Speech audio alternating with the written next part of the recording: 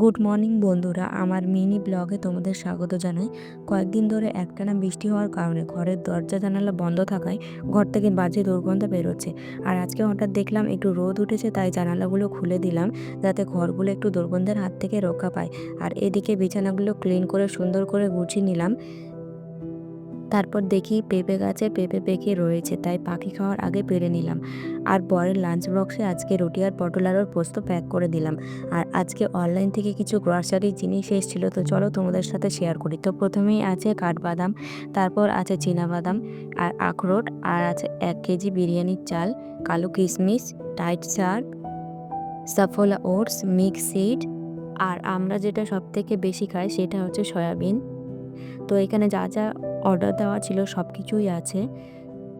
তারপর স্নান সেরে চলে এলাম ছাদে জামা মেলতে। তো আজকের মতো ব্লগটা এখানেই শেষ করলাম। কেমন হয়েছে অবশ্যই জানিও।